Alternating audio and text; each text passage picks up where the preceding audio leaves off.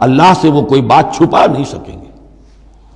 یا ایھا الذین آمنوا لا تقربوا الصلاۃ وانتم سکارا، اہل ایمان نماز کے قریب نہ جاؤ اس حال میں کہ تم نشے کی حالت میں ہو۔ اب یہ وہ سورہ بقرہ میں جو آیا تھا یسألونک عن الخمر والمیسر، اس کا اگلا قدم آ گیا کہ اس کے اندر جو خباثت ہے، شناعت ہے، جو برائی کا پہلو ہے، اس کو ایک مرتبہ اور اجاگر کیا۔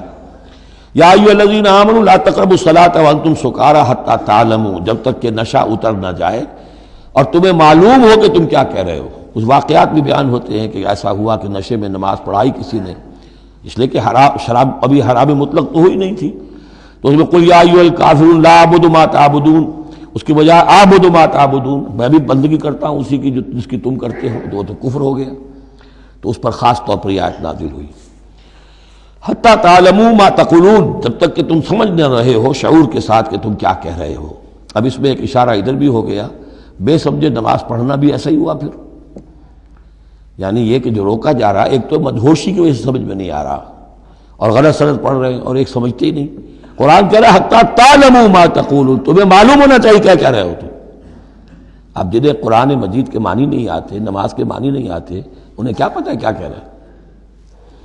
وَلَا جُنُبًا إِلَّا عَابِرِي سَبِيلٍ حَتَّىٰ تَغْتَسِلُوا، اسی طریقے اگر تم حالت جنابت میں ہو، اگر اپنی بیویوں سے تم نے وہ تعلق قائم کیا ہو، مباشرت کی ہو، یا یہ کہ اور کسی اور طرح کی اسی کوئی احتلام وغیرہ کی شکل ہو گئی ہو، تب بھی تم نماز کے قریب نہ جاؤ حتیٰ تغتسلوا، جب تک کہ غسل نہ کر لو۔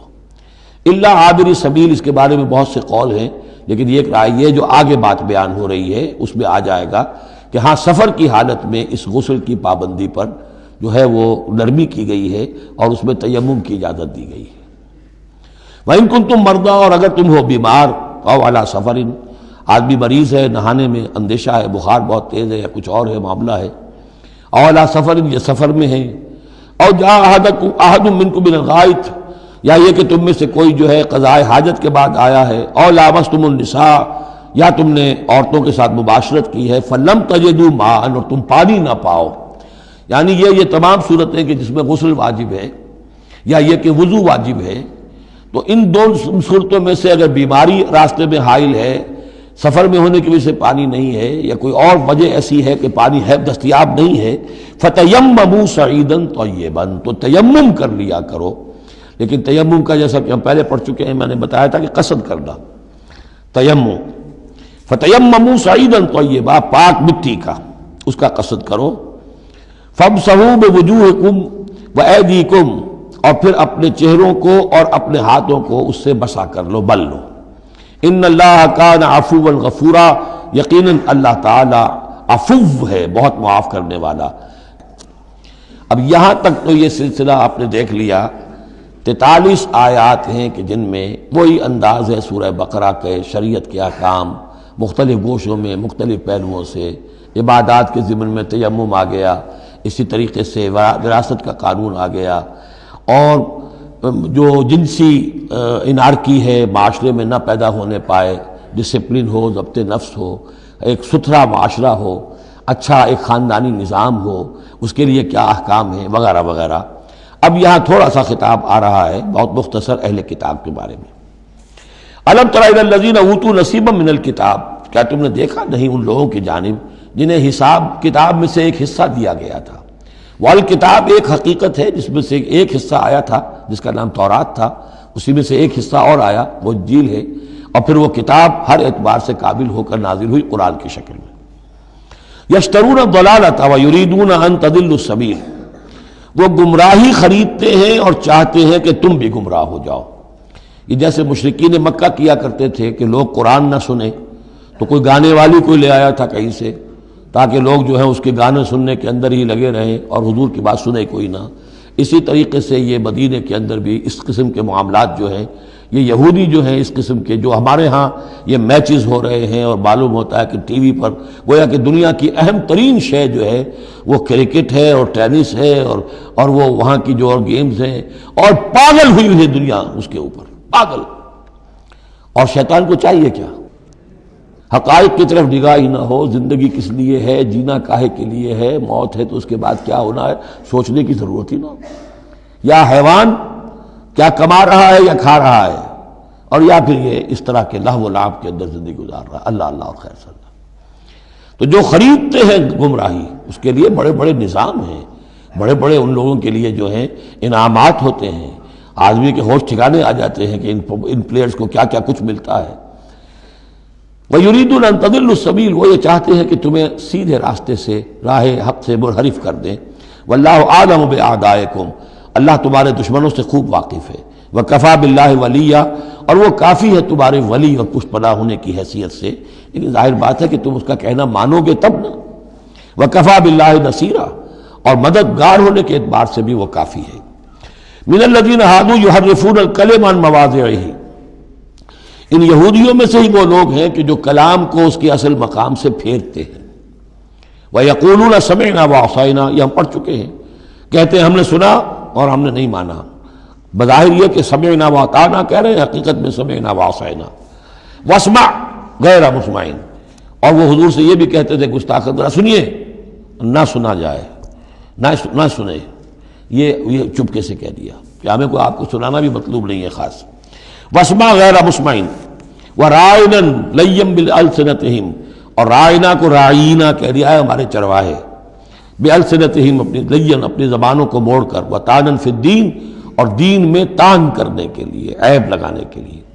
وَلَوْ أَنَّهُمْ قَالُوا، اگر وہ یہ کہتے سمعنا وَأَطَعْنَا، ہم نے سنا اور مانا، وَاسْمَعْ وَانظُرْنَا، اور آپ ہماری بھی بات ذرا سن لیجئے اور ذرا ہمیں مہلت دیجئے، لَكَانَ خَيْرًا لَهُمْ وَأَقْوَمَ، یہ ان کے لیے کہیں بہتر ہوتا، بہت درست اور سیدھی بات ہوتی۔ وَلَكِنْ لَعَنَهُمُ اللَّهُ بِكُفْرِهِمْ، لیکن اللہ نے تو ان کے کفر کی وجہ سے ان پر لعنت کر دی ہے۔ فَلَا يُؤْمِنُونَ إِلَّا قَلِيلًا، تو اب وہ ایمان لانے والے نہیں ہیں مگر شاذ کوئی۔ یا ایھا الذین اوتوا الکتاب آمنوا بما نزلنا مصدقا لما معکم، اب یہاں پر اس لعنت و ملامت کے ساتھ ہی وہ دعوت بھی ہے۔ یہاں پہ جو چیزیں ملی ہوئی ہیں، جیسے کہ ہم نے دیکھا سورہ بقرہ اور آل عمران میں، وہ علیحدہ علیحدہ مقامات تھے۔ اے وہ لوگوں جنہیں کتاب دی گئی تھی، اوتوا الکتاب آمنوا بما نزلنا، ایمان لاؤ اس پر کہ جو ہم نے نازل کیا ہے، مصدقا لما معکم، اس جو کہ تصدیق کرتے ہوئے آیا ہے اس کی جو تمہارے پاس ہے۔ من قبل ان نطمس وجوہا، اس سے پہلے کہ ہم چہروں کو مٹا دیں۔ اس کا مطلب کیا ہے کہ چہروں پر جو نشان ہیں، کوئی ایک ہاتھ پھرے کہ کوئی نشان باقی نہ، اسپاٹ ہو جائے۔